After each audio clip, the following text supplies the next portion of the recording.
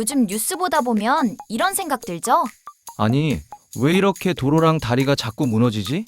2026년 5월 7일 서울 서소문 고가차도 철거 현장에서 구조물이 붕괴되면서 3명이 숨지고 3명이 다치는 사고가 발생했습니다. 그런데 사실 이런 사고 처음이 아닙니다. 우리가 기억하는 가장 충격적인 붕괴 사고 중 하나는 바로 1994년 성수대교 붕괴입니다. 출근길 시민들과 등교하던 학생들이 탄 버스가 한강으로 추락했고 32명이 목숨을 잃었습니다. 당시 조사 결과는 명확했습니다. 부실 용접, 허술한 안전점검, 과적 차량 방치, 결국 사람이 만든 참사였죠. 그런데 문제는 30년이 지난 지금도 비슷한 사고가 반복되고 있다는 겁니다. 2013년 방화대교 연결 램프 공사 현장에서도 상판이 무너지며 노동자 2명이 숨졌습니다.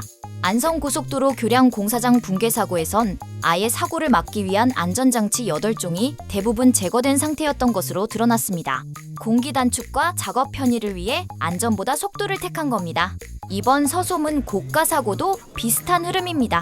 철거 작업 중 구조물이 붕괴됐고 당시 현장엔 감리단과 전문가들까지 있었지만 사고를 막지 못했습니다. 결국 안전점검 중 사고가 난 아이러니라는 말까지 나오고 있습니다.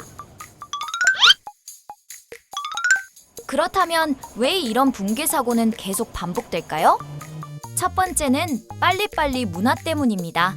공사 기간을 줄이고 비용을 아끼는 게 우선이 되다 보니 안전장비가 빠지거나 점검이 형식적으로 끝나는 경우가 많습니다. 두 번째는 책임의 분산 때문입니다. 발주처, 시공사, 하청업체, 감리업체까지 구조가 복잡하다 보니 사고가 나면 서로 책임을 미루기 쉽습니다. 실제로 대형 사고마다 관리 부실이라는 말은 반복되지만 현장은 크게 달라지지 않았습니다. 세 번째는 노후화 때문입니다. 성수대교 이후 전국 시설물 안전점검이 강화됐지만 이제는 1970년대에서 90년대에 지어진 도로와 교량들이 한꺼번에 늙어가고 있습니다. 최근 국토부가 오산 붕괴 옹벽과 유사한 시설 60곳을 긴급 점검하기로 한 것도 이런 이유 때문입니다. 결국 붕괴 사고는 단순한 우연한 사고가 아닙니다. 설마 괜찮겠지라는 안일함, 비용 절감, 관리 부실이 반복되면서 생기는 구조적 문제에 가깝습니다.